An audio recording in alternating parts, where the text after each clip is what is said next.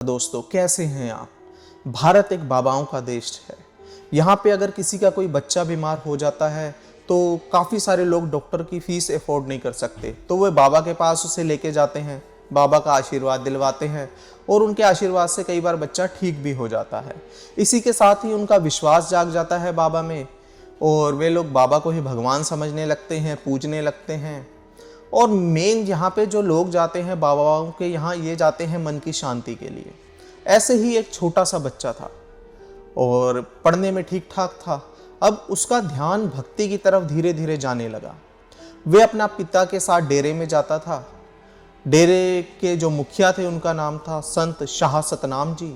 शाह सतनाम जी पूरे भगवान से जुड़े हुए थे, 24 घंटे भगवान का नाम लेते थे, एकांत में रहना ज़्यादा पसंद करते थे, लोगों से कम ही मिलते थे। हाँ, लेकिन अगर कोई गरीब, कोई दुखिया उनके दर पे आ जाता था तो वे उसकी मदद ज़रूर करते थे।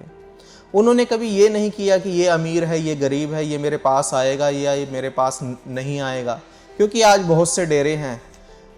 कोई पैसे वाला आता है तो सीधा एंट्री होती है और कोई गरीब आता है तो वो लाइनों में घंटों घंटों खड़ा रहता है और बाबा जी उससे मिलना चाहते हैं नहीं मिलना चाहते, वे उनकी मर्जी होती है। तो लेकिन लोगों की आस्था है, वो ये चाहे वे मानते हैं कि हमें अगर भगवान से जुड़ना है तो हमें कोई ना कोई गुरु तो पकड़ना ही पड़ेगा। तो इसी कारण वे गुरुद्वारे, डेरों में, मंदिरों में, मस्जिदों में लोग जाते ही हैं। लेकिन पंजाब में आज देखा जाए तो हज़ारों डेरे हैं।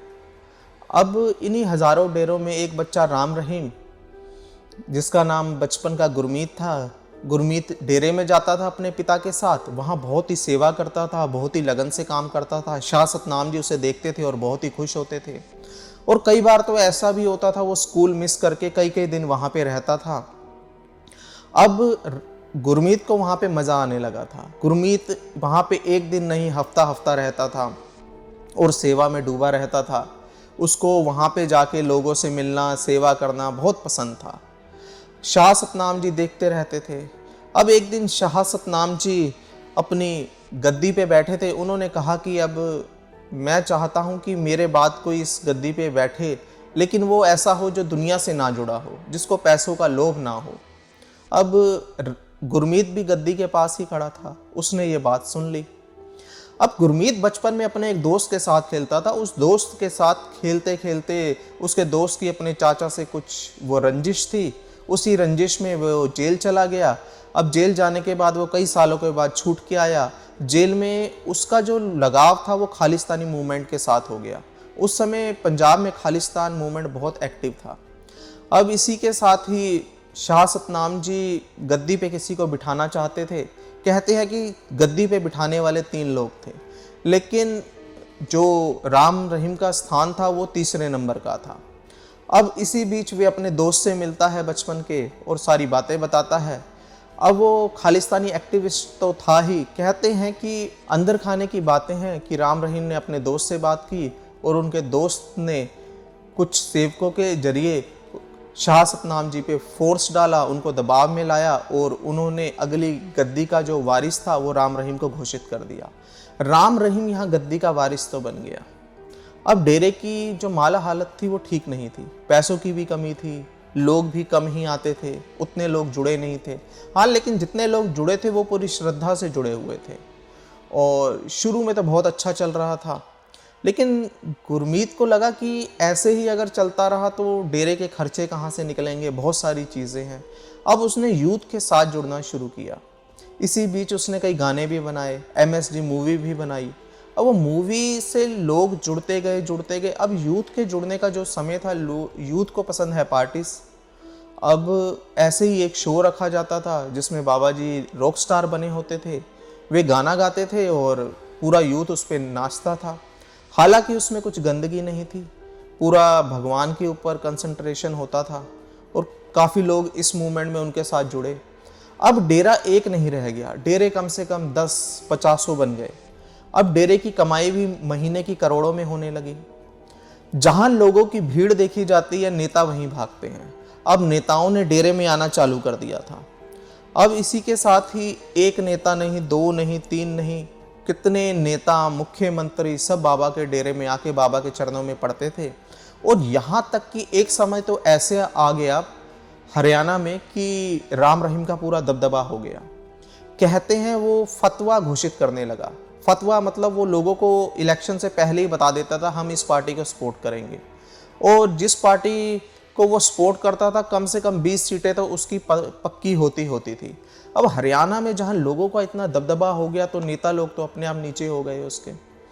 तो राम रहीम एक अलग ही दुनिया में पहुंच गया। उसने अपने डेरे को एक 5 स्टार में बना दिया, जहाँ पे मॉल के अंदर सारी पीवीआर में मूवीज़ लगती थी, सब कुछ होता था, बड़े बड़े लोग आते थे ठहरने के लिए, रूम रेंट पे दिए जाते थे, तो माहौल बिल्कुल बदल गया था। अब राम रहीम को जो एक था कि पैसों का और फेमस होने का बहुत शौक था, अब इसी के साथ फिल्मी स्टारों के साथ भी वो जुड़ने लगा।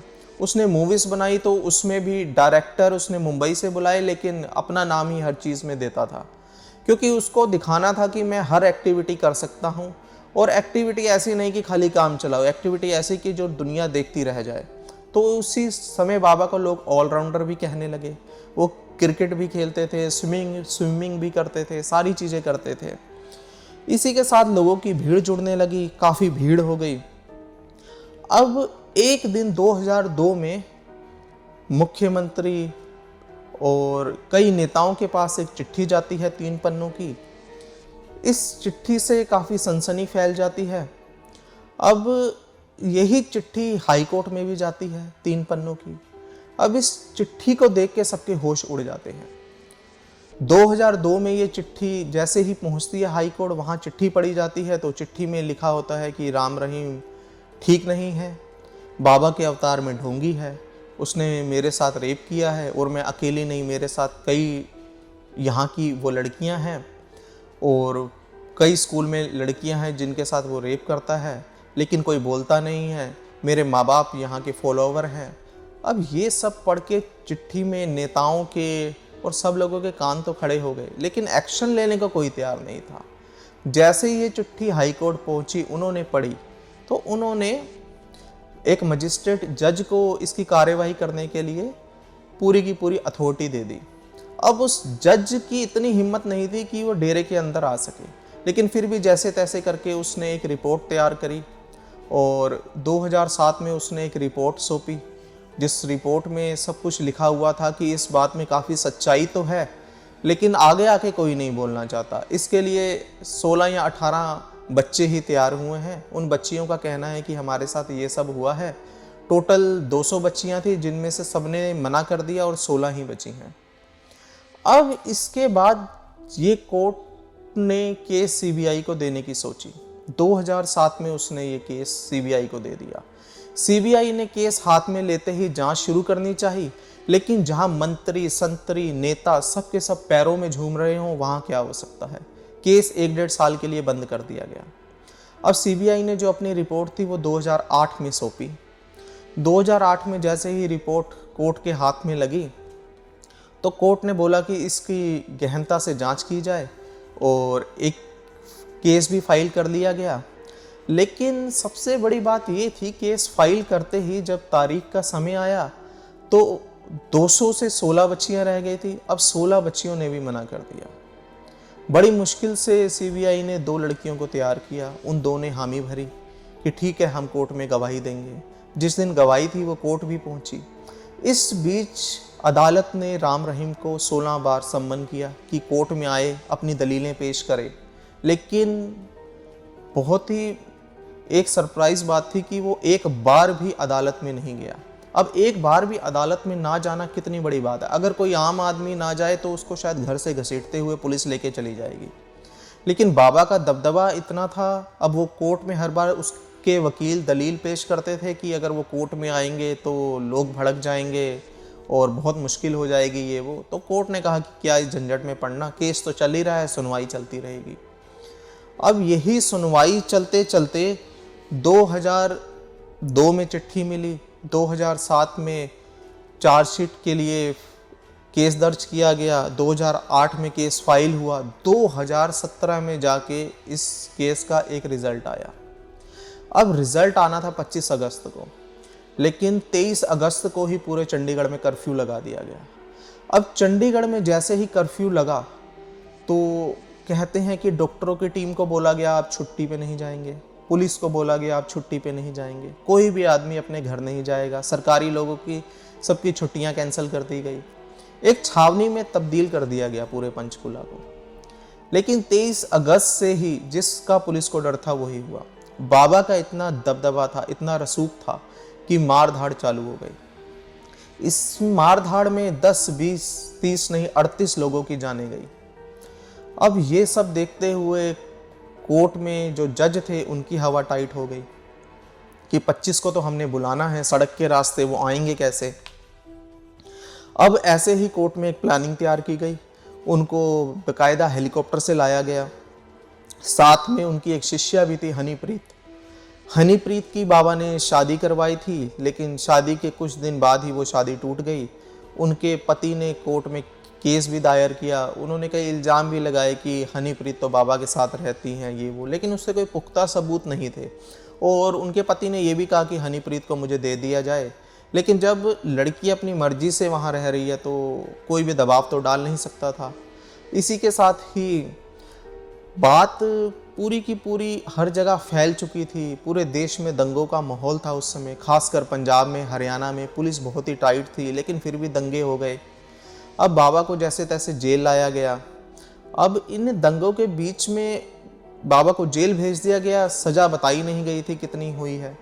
अगले दिन बताया गया कि इनको सज़ा 2 रेप केस में 10-10 साल की हुई है, क्योंकि बाकी तो किसी ने गवाही दी नहीं थी।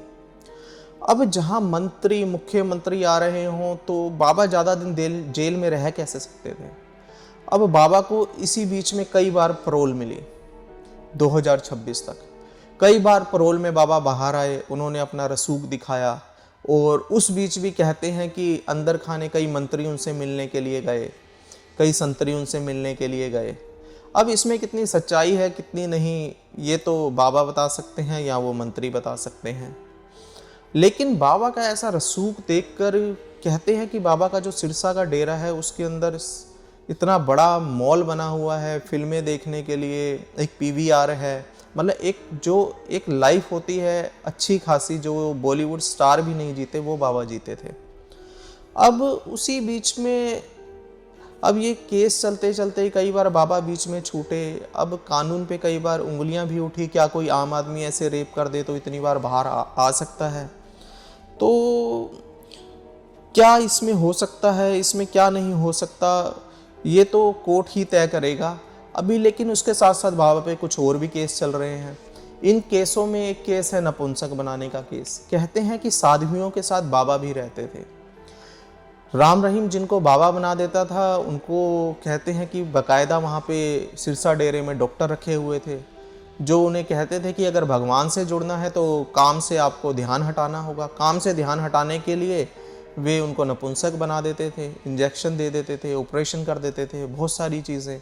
तो इसमें 1-2 नहीं कम से कम 400 लोगों का कहते हैं कि उन्हें नपुंसक बनाया गया। इसका भी केस चल रहा है कोर्ट में। अब कोर्ट में ये सब चीज़ें चल रही हैं, सब कुछ बात अगर बाहर पता है तो एक तो ऐसा इंडिया में ही हो सकता है कि इतना सब होने के बाद भी किसी आदमी को पैरोल मिल जाए इतनी बार। लेकिन आज भी उसी के साथ भक्त बाबा के साथ जुड़े हुए हैं, जो अपने आप को सच्चा भक्त बताते हैं, वो आज भी डेरे में जाते हैं, डेरे में जाके बाबा को माथा टेकती हैं। पैरोल पे जब भी बाबा बाहर आते हैं तो बड़े बड़े लोगों से आज भी मिलते हैं।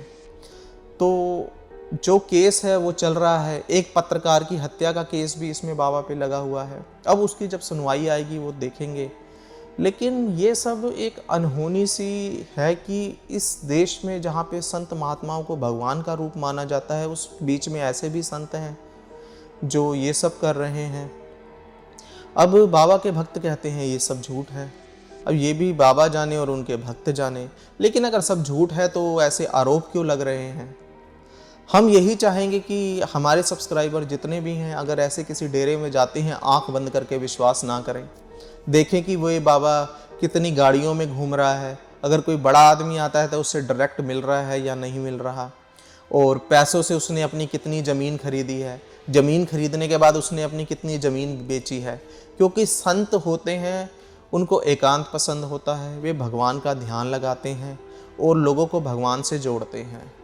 ये सब करने वाले के साथ मोक्ष तो बहुत दूर की बात है, भगवान दिखना, क्या कहते हैं कि उसकी एक झलक भी मिल जाए तो बहुत बड़ी बात है। इसी के साथ आपको आज की ये सच्ची कहानी कैसी लगी, हमारे चैनल को सब्सक्राइब करें। धन्यवाद।